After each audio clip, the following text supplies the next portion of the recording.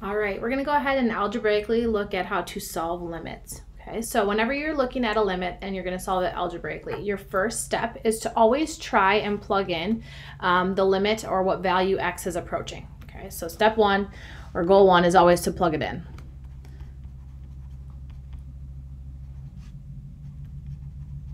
So x approaches whatever number. You're going to try and plug that in. So we do that, and it says x approaches, so we're trying to plug it in for x. So I would have negative 2 to the third plus 2 times negative 2 squared minus 1 all over 5 minus 3 times negative 2. Now notice, you guys, when I plugged in the negative 2, I did not write the limit notation. Okay? If I hadn't plugged the number in, I would still need to continue to write the limit notation.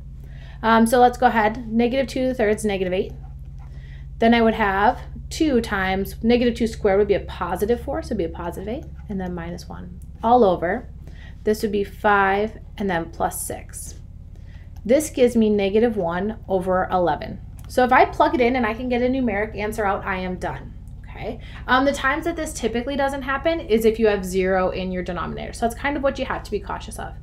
So my limit as x approaches negative 2 of this function is negative 1/11. Let's go ahead and try b. Okay. Step 1, always try and plug it in. So I would have 1 squared minus 1 all over 1 minus 1. And right away I'm like, this is going to be an issue. You cannot divide by 0. So if you can't divide by 0 or you have an error like that, you need to do some form of simplifying. So the first type of simplifying I always like to look at is if you plug it in, okay, if you can't do that, then I would go ahead and try and simplify. Some ways you can simplify are factor. Okay, so let's try and do that. I'm not plugging in my x approaches that number yet, so I still need to write the limit notation.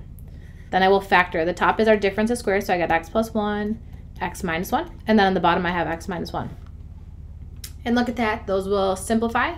There's merely a hole on my graph is what's happening. And so then, now that I have canceled that out, I can try and plug in 1 for what I have remaining. So I would have 1 plus 1. So I can do it, so it's 2. Once again, notice I was plugging in 1 for x, so I stopped writing my limit notation. So that limit is 2. So graphically, you guys, what's happening here is there was a hole at 1. So on my graph, something like this. So it's still approaching 2. It's just that there's that little open circle there. Okay.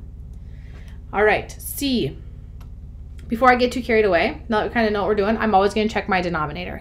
So I'd have 2 squared minus 10 times 2 plus 16. So this is 4 minus 20 plus 16.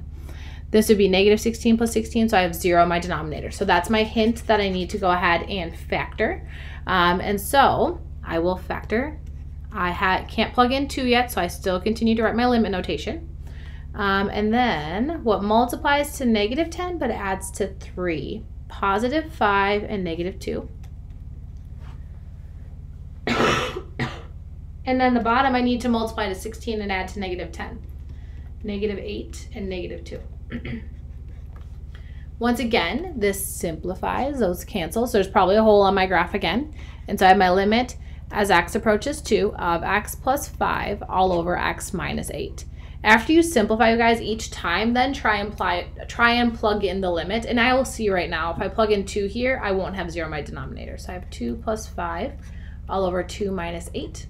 So I have 7 over negative 6. So I have negative 7 over 6. Typically, you don't write the negative sign in the denominator. So that is example C.